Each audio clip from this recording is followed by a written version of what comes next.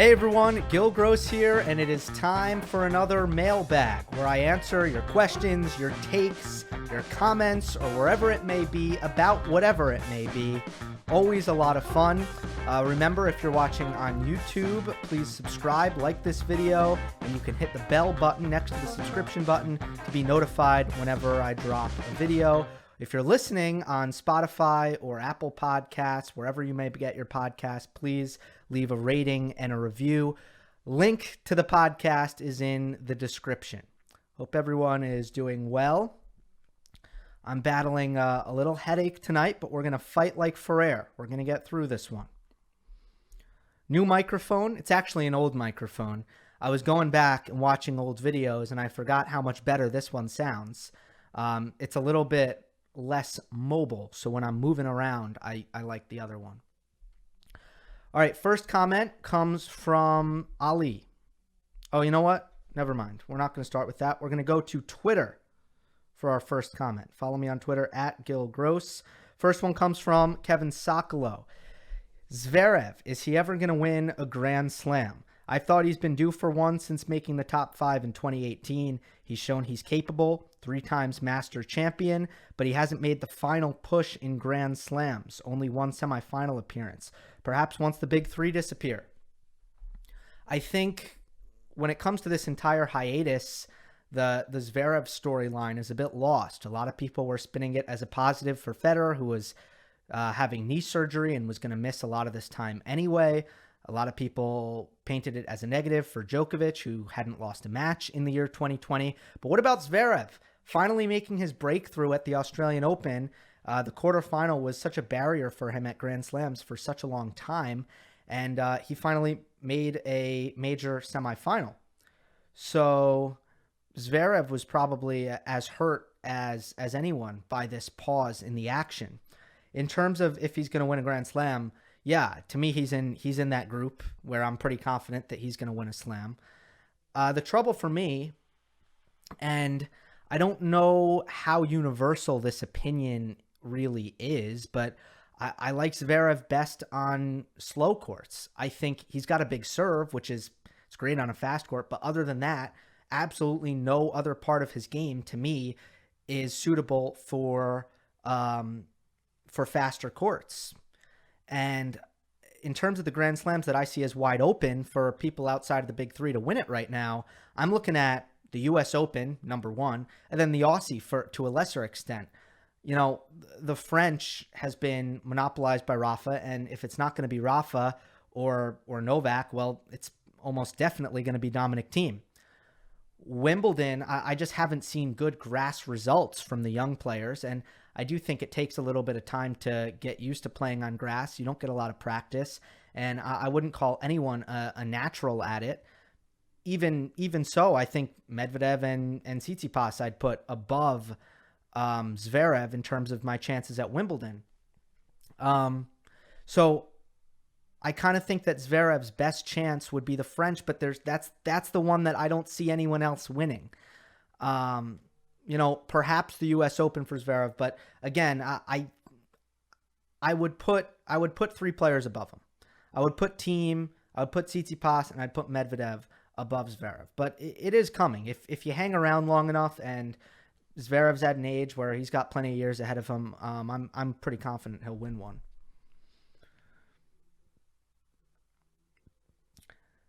Next one from Oliver Whalen. Hey, Gill, do you think this extended break could help Federer like it did in 2016? I think he means 2017. Or do you think he will lose too much match toughness and rhythm? Thanks. Okay, here's the thing. Yeah, at the end of the day, I think it'll help because I don't think it would have been ideal for him to lose the rankings points that he stood to lose. You know, so he'll come back with the rankings freeze and basically he'll hit the ground running and he won't have to deal with some unlucky draws. And that's part of the challenge of working your way back up from injury is you're going to get some really cruddy draws along the way. You know, your Federer, had he missed all that time, would have been in a situation where, you know, he was going to possibly draw some of the top ranked players in the 3rd and 4th round. So at the end of the day, I think the extended break was coincidentally a good thing for Federer. But in terms of match toughness, that's hard to say, because I'm pretty adamant that the fact that he played the clay courts last season helped him when he moved it over to the grass courts and played great tennis at Wimbledon. I think the match toughness is a big factor for Federer. I like it when he plays more matches as long as he stays healthy, because I find that he performs better under pressure when he is more used to playing matches. And that's just kind of my observation. I can't empirically back that up. I also think that it's true for most players. The more you play, the more calm you can be when you're in pressure situations. It's really hard for me to say. I know I'm going to get a lot of questions about who's going to benefit from not hitting a tennis ball for 4 months. This is an unprecedented situation.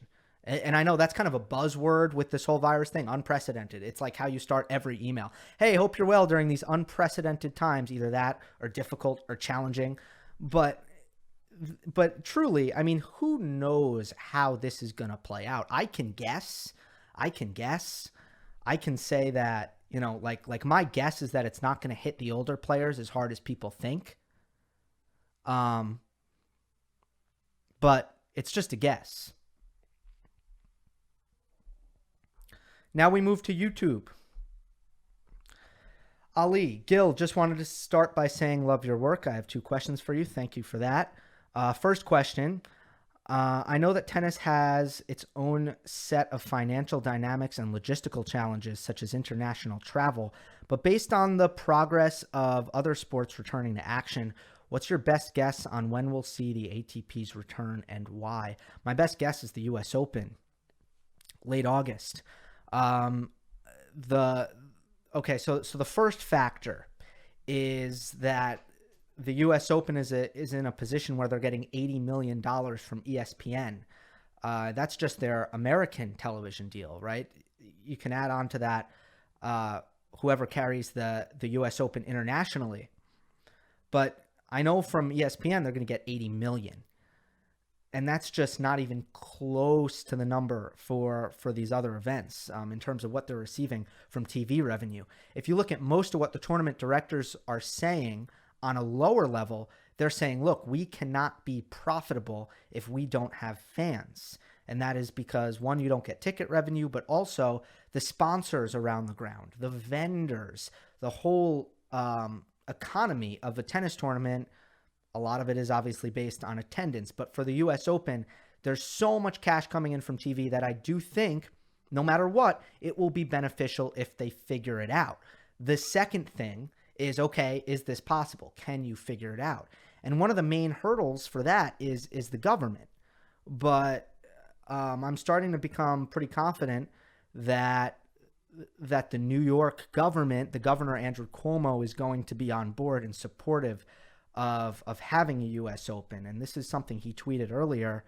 Of course, we have some opinions in the replies here. But Cuomo says, New York State is ready and willing to partner with major sports teams that are interested in playing games safely without fans. If our professional sports teams can make it work and be safe on their end, we are supportive. So the fact that the governor is showing support for sports to even happen, that's big for the U.S. Open, because ultimately it was going to be up to the government to give that okay. If Governor Cuomo wasn't on board, the U.S. Open wasn't going to happen. So it looks like the government is a check mark. The economics, I think, is a check mark. Now you have the players, but I don't think that it's so challenging in tennis. If some players don't want to come, I still think they can stage the tournament. So I see the U.S. Open happening. I see that being the first tournament back. Don't get mad at me if it doesn't happen, all right? I'm not a psychic here. A lot of things can happen. Who knows? The second question is, how do you think Djokovic's and Nadal's games will evolve into their late 30s? I personally feel that, unlike FedFan, neither of these two have the serve or first strike style to continue dominating the majors at the tail end of their careers. However, they're both so mentally tough and very capable of continuing to adjust their games. For me, Nadal's big weapons, example, the fear hand and the effectiveness/desire to come to net, lend themselves to more prolonged success, but I'm curious to hear your thoughts. Someone's a Brad Gilbert fan. We have two Gilbertisms in here. We have Fed fan, which is BG's nickname for Federer, and we have fear hand, which is also a trademarked Brad Gilbertism.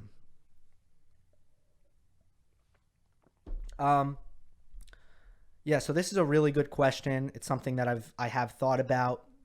For Nadal, I think we've really already seen the answer to this question. You're right. Nadal has become more willing to come to net. It's kind of an evolution a while ago. I don't think that's anything new. I think we started seeing that as early as 2017, honestly. And throughout his whole career, he's been a good volleyer, but it's all about volume, how often he's coming to net. We are seeing him tactically much more willing to go after the first forehand, which just probably philosophically wasn't something that he was really aligned with early in his career, to just take a big risk on the first ball. That really just wasn't his way. He didn't want to, because he didn't want to miss the first ball, right? That was not something that you were going to see very often from a young Nadal. But now you got to be willing to miss the first ball sometimes, and I think Nadal has taken steps towards that direction. And I think more recently, in the last 2 seasons, he has beefed up the serve. Again, that's more recent. I think that's 2019, that's 2020, where he's starting to serve bigger. For Djokovic, you're right. It's been less obvious because we haven't seen the same kind of physical decline. I think we've seen more physical decline in Nadal than we have in Djokovic. It's amazing. Novak still seems to have, for the most part, his speed, his hip mobility, his flexibility, and all of that. And yeah, I don't see, I think your comment is astute. I don't see Djokovic doing the same thing with his forehand, which I don't know how much more aggressive he can really get with that shot without really changing the way, hitting out of his shoes. He'll never be a player who's going to force himself to the net. He's not as good a volleyer as Nadal. But here's what we are seeing from Djokovic. Novak throughout his career has had much more success improving the serve, compared to Nadal. Nadal has made an effort throughout his entire career to serve bigger. But for Djokovic, he's done a better job of it. And, he's naturally, I think it comes more natural to Djokovic. So, what did we see in 2020? He's hitting 110 mile per hour second serves at the Australian Open. But it'll be interesting, maybe the answer for Djokovic might be, well, maybe he'll just decline physically less and he won't have to adapt as much. But it'll be very interesting to see. I hope I answered that question. I think I answered it. Next question is from Tennis Time. You said in your latest video that Federer's forehand was considered around 2005 to be the best ever, maybe. How do you see the Federer forehand compared to the Sampras forehand? I see the Sampras forehand as being a little bit riskier. He went for more, so he probably missed more. I got to give Federer's forehand the edge because he relied on it so much more heavily than Pete.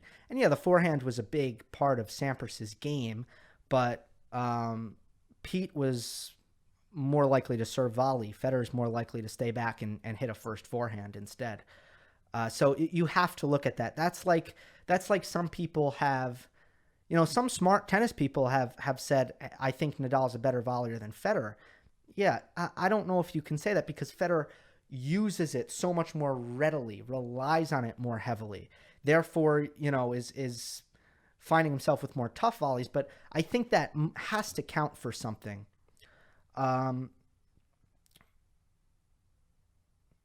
Federer, and then from a technical standpoint, maybe Sampras is a little bit better on the run, going to his right, and Federer's much better and so good. He might be the greatest of all time at running around it. most of the great forehands are great at it, and Sampras could run around it, but I think Federer's a little bit better at that. But I mean, two great forehands. Sometimes it's hard to compare forehands. Sometimes I think it's even hard to compare Federer and Nadal's forehand, which is better.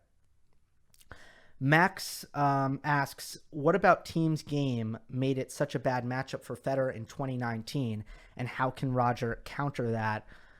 Yeah, Thiem went 3-0 against Federer in 2019.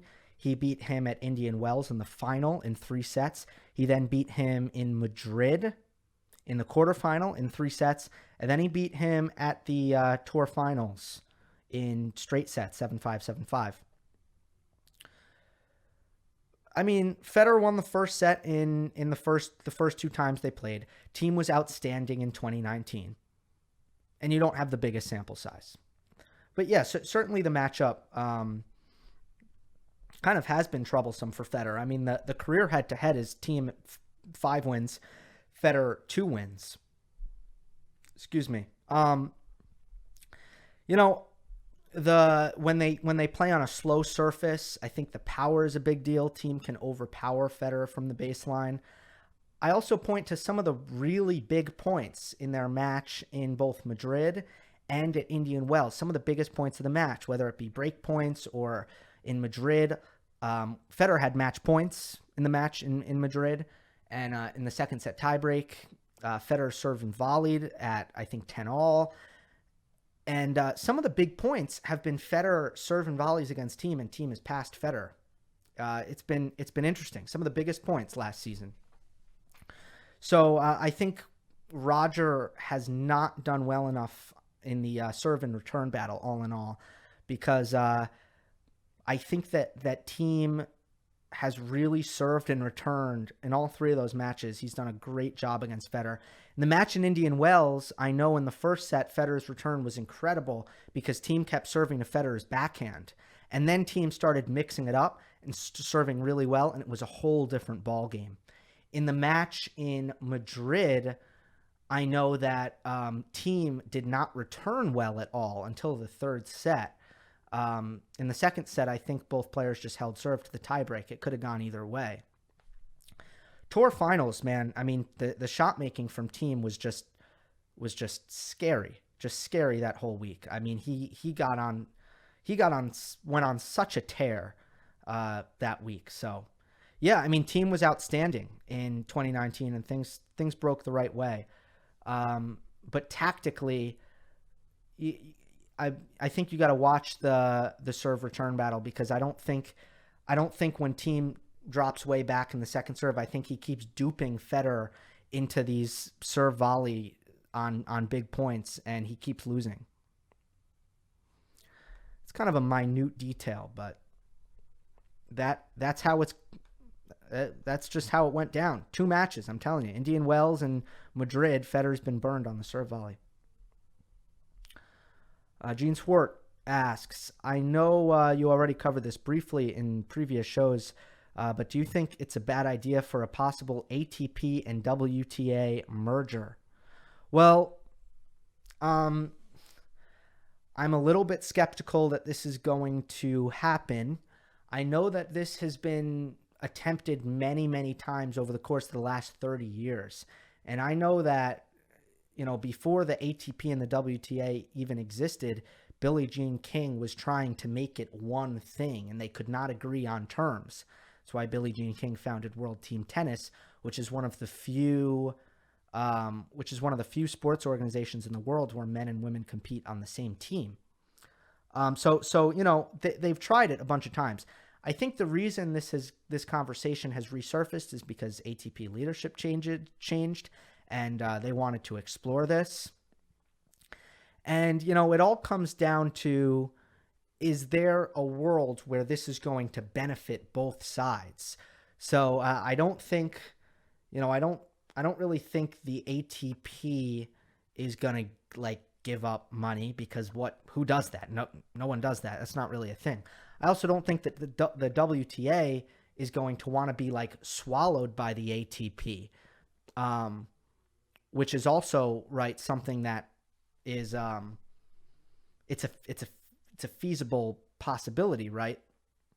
So the world in which this happens is if it's beneficial for both sides. And, I have not adequately heard the case for that, other than the fact that bundling the television deals together might give them more leverage in negotiation. And I know that's kind of in the weeds.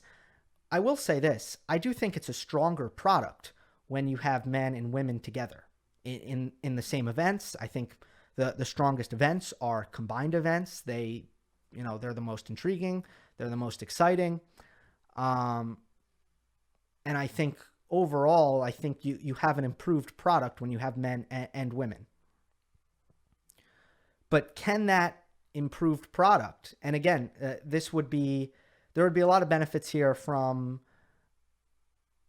it would simplify the experience for the tennis fan to have one tour with men and women, right? It would simplify the experience for the tennis fan. It's just, is there a world where it benefits both sides? And I'm a little bit skeptical. I'm not sure that world exists. Pitar. Gill, do you agree that saving 2 match points on Federer's serve and then winning the match at the Wimbledon final last year by Novak, given the circumstances, may go down as the biggest moment in tennis history? Maybe I'm subjective, but I don't see that anyone else could have done that except Novak. I know that you will not give your opinion on the GOAT issue, but to me, if that's not a characteristic that can be attributed only to a GOAT player, then I don't know what is. I'm looking forward to hearing your thoughts on this. Well, I mean, certainly one of the characteristics of Djokovic is his unbelievable nerve under pressure.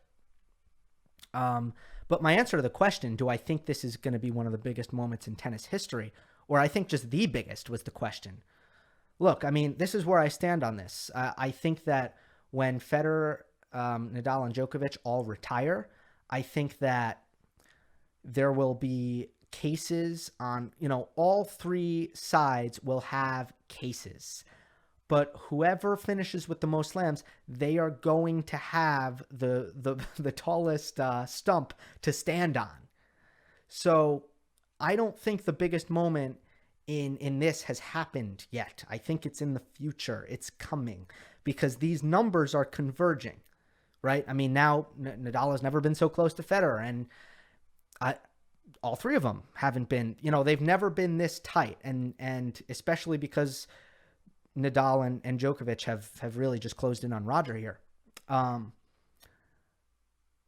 That's what's so exciting about the next couple years, is that this is going to be a big deal. And I've said this before, as toxic as the GOAT debate may be, the slam race is great for tennis, and it will continue to be one of the main sells. It will get the casual fan who may not watch every tennis match. The casual fan will watch a Wimbledon final if they know that record is on the line. I mean, everyone will watch. So, that, again, my opinion, just to be clear, I don't think the biggest moment in this era, in the Big 3 era, I don't think that moment has happened yet. It also depends on who finishes on top. Who knows?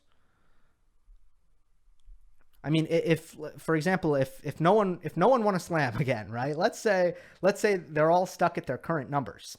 You probably look at the Australian Open in 2017, and that's what gave Federer the 1 slam edge over Nadal. He was up a break in the 5th set, and boom, right? So it would change based on who comes out on top. George says, during your last video, you mentioned that no player has managed to match Nadal's ability to create topspin on the forehand side. Do you think him actually being right-handed has anything to do with this special and unorthodox shot? Maybe this unnatural approach is difficult to replicate with a natural forehand. What do you think? Keep up the good work, Gill, and stay safe. Thank you. Interesting. So, first of all, it happened by accident. Uncle Tony didn't say, Rafa, follow through over your left shoulder. I just did it with my right shoulder because I'm a righty. No one said, Rafa, follow through over your left shoulder, buggy whip, topspin, right? It just happened. I don't think that's relevant. I think that, my intuition would say that being a righty probably helps Nadal more on his backhand because, that's a right. For a two-hander, you want your non-dominant hand to actually kind of be dominant, right? So if you look at the best two-handers, if you look at Djokovic's two-hander or Murray's two-handers, the left hand and the left wrist, that's kind of the key there. And if it's not the key, that's actually a problem. You should probably switch to a one-hander if that's the case. So I don't know. I don't think there's evidence of that. I'm just really surprised that no one's forehand has heavily resembled Nadal's. I mean, everyone is watching, growing up, and I mean there are so many young kids who are watching Nadal and envying him and trying to replicate him. I'm just shocked that no one has come up and no one's forehand has looked anything like Nadal's, right? And I know you're probably thinking, well, like, what about whose forehand looks like Federer's and whose forehand looks like Djokovic? I mean, I think Djokovic is a little bit more conventional, but like, I don't know, if you look at like Hubie Hurkacz's forehand, like it kind of resembles Djokovic's. I'd have to go through, and that would be something that I'd have to look at. I think Tsitsipas has a little bit of Federer forehand in his forehand, for another example, but it does surprise me. I'm not sure if it has anything to do with Nadal being righty. The Nadal being righty thing, it's a great fun fact, but it's probably a little bit overdone as like a factor in Nadal's greatness. It's not a factor.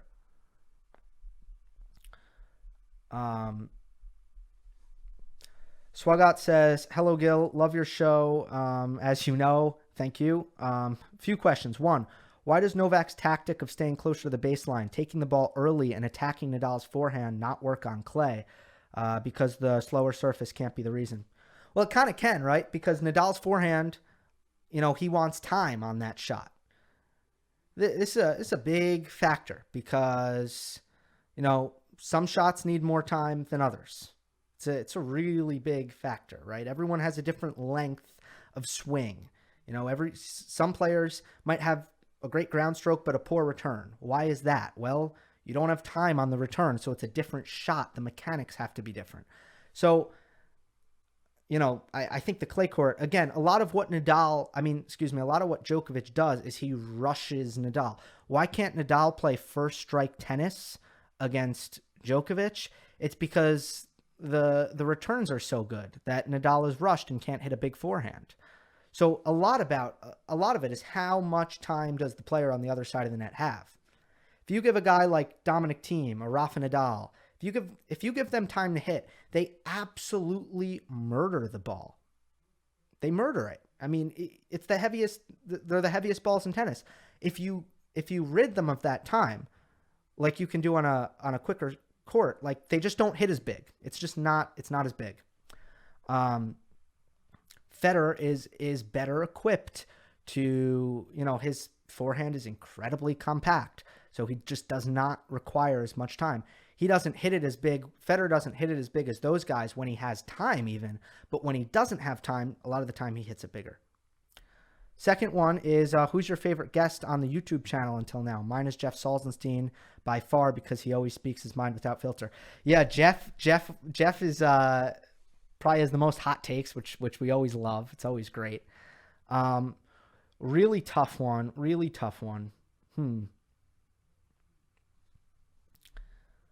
When it comes to perspective, I love Steve Flink. I think he just has incredible perspective on the game as a whole. When it comes to technical stuff and tactical stuff, Jeff. I really admire John Wertheim as a pure journalist. I think he does great journalism. So, every guest has their different strengths. Joel Drucker was also tremendous. We talked about Jimmy Connors and Joel was tremendous. That's been the silver lining. And by the way, I'm gonna angle to get players at some point, but I I only want to talk to players that you guys would be really interested in hearing from. You know, I'm not going to talk to players just for the sake of talking to players, but you know, it could be in the future. But one of the silver linings of the pandemic, and again, I've talked about this, but you got to turn bad things into good things. And one of the good things that's come of this is I've been able to talk to so many great people, so many great tennis minds. So that's been really great. Third is, why is Medvedev such a tough matchup for Tsitsipas? Is it just the big serve and his consistent low backhand, which attacks Tsitsipas's one-hander? Yeah, I've gotten this question before, and like I don't have a great answer for it, other than the fact that I think that they had a rivalry going, and I think Medvedev loves that increased tension, right? We saw that at the U.S. Open 2019. The crowd is booing, and it's a tension-filled situation, and Medvedev just eats that up. And I think Tsitsipas is better when he can calm down and not put so much pressure on himself. So I think Tsitsipas is just all in his head about beating Medvedev, and I think he wants nothing more than to beat Daniil. They don't like each other, and I think it messes with Steph's mind, and I think Daniil really relishes that mindset. Okay, how long have I been talking? 31 minutes. Okay, let's go to 40, shall we? I think we have, yeah, let's go to 40, and I'll start answering these a little bit quicker. Hi, Gill. I was wondering if you have seen all of the big three play live. Yes, I have. And if yes, what is the most impressive thing about them that maybe isn't obvious when watching their tennis on TV? I appreciate you and your work very much. All the best. I'm going to make that the big four because I've watched Murray too. Okay, let's see. For Federer, it's the gliding movement. It's almost like, yeah, I mean, I think the number one thing for Federer when I watch him in person is the footwork and just like how light he is on his feet. Because, you know, sometimes with a Nadal or a Djokovic, you can kind of hear their feet on the court.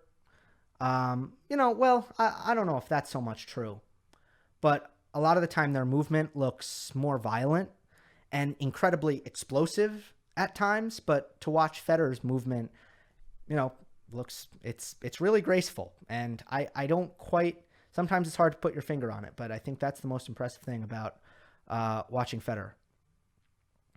And then sometimes how quick his hands are, if that makes sense. But you know, he's something else. Nadal, it is the furiosity. It's mainly the heaviness of the ball. When you watch Nadal, it's like, whoa, he is smoking the ball. I mean, you know, the sound that the ball makes when it hits Nadal's racket, especially on his forehand, the racket speed he generates, and just how violent the topspin is. I mean, the way the ball dips into the court. I mean, it's really a pleasure. I just love watching Nadal hit ground strokes and how violently he hits the ball. Let's see, for Djokovic. Court coverage might be Djokovic.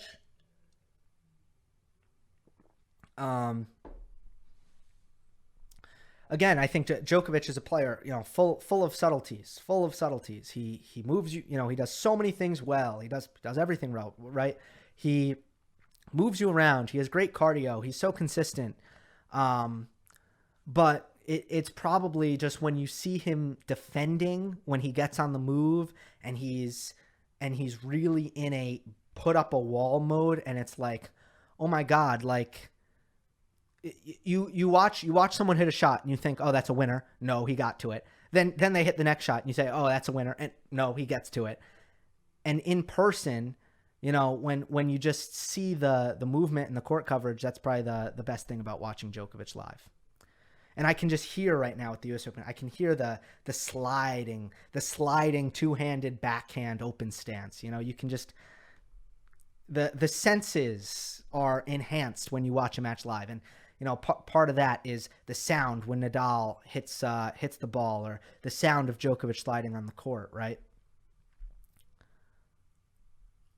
What should Nadal change in his game to be able to win more slams on hard in Wimbledon? And what should he do to overcome Djokovic and Roger head-to-head? I've answered this before, so apologies, but I'm going to go to the next one. U.S. Open and Indian Wells power rankings. Jose always wants that. I'm not prepared. Sinner or Auger Aliassime? Sinner right now. He's, Sinner is not there physically, but I haven't seen the vulnerability in Sinner that I've seen in Felix. Felix, if Felix doesn't start missing less balls, you can only go so far. You can be extremely athletic and you can have a great forehand and a good backhand, but if you're going to miss balls, it's just you can't go that far. Do you foresee a future where players will develop two forehands? And do you think the first person to do so will dominate the tour? Yeah, fascinating. Great question. Two forehands. Yeah, like I kind of do see it happening at some point in time. And I make this point a lot, but I think it's such an important point to make because I'm not sure a lot of people understand it. The best backhands on tour don't do nearly the damage that the best forehands on tour do. And on average, the men's forehand, this is not true in the women's game, but in the men's game, sometimes I don't think people understand how much bigger the average forehand is compared to the backhand. And that just makes it's such a pillar of success in men's tennis. And the one weird part is with your hands, right? It's almost like, what are you going to do, right? So let's say I'm a righty. I have my right hand on the bottom of the grip, obviously. And then if someone hits it to my forehand side, or I decide I'm going to hit a forehand, I flip my grip and my hand's on the bottom and I hit a forehand. But what are people going to do with two forehands, right? What's the answer here? So, right, because if I take my right hand off to hit a lefty forehand, I'm a little bit choked up on the grip. So I don't know if mechanically that really works. So that's kind of a question that I have, and maybe that's why it's never been natural for a player to do it. We've seen two hands on both sides, but I haven't seen one hand on both sides. But if someone can figure it out, yeah, like that's a scary, scary concept. Grand Slam champions have emerged constantly without large gaps between champions, and now the youngest Grand Slam champion is 31 years of age. Is this indicative of how weak the next generation is? Yeah, I mean, and how strong this generation is. But the next gen is still really young. I mean, again, there's a lost gen there, right? I mean, what's going on with ages 30 through 24? Like, what the heck happened there? That's the question. I wouldn't go too hard on Tsitsipas and Medvedev and Zverev and de Minaur and Khachanov. I wouldn't go too hard on those guys because they have time. Last one, after Nadal retires, do you think Dominic Thiem could mimic Nadal's unparalleled ability at Roland Garros? It's too late, right? It's too late. I mean, if you're saying could he win 12, maybe that's not the question. I'm taking it too literally. I don't see anyone else right now who could stand up to Thiem's ability to play on clay. Do you see Thiem winning maybe 5 to 7 French Open titles in close succession? I see Thiem winning a couple for sure, but he's 27. He's gonna be 28. Physical style. We'll see how Thiem ages, but 5 to 7, that's a lot. Yeah, I wouldn't say 5 to 7. 2 to 4. Yeah, I'm with you. 2 to 4, I think is a better range. All right, I said I'd go 40 minutes. I lied. Hope you enjoyed this, everyone. Remember, if you are watching on YouTube, give this video a thumbs up. Don't forget to subscribe. Hit the bell next to the subscription button to get notified anytime I drop a video. If you're listening on iTunes or Spotify, wherever you get your podcast, don't forget to rate, review, and follow or subscribe. Hope you enjoyed. I'll see you next time.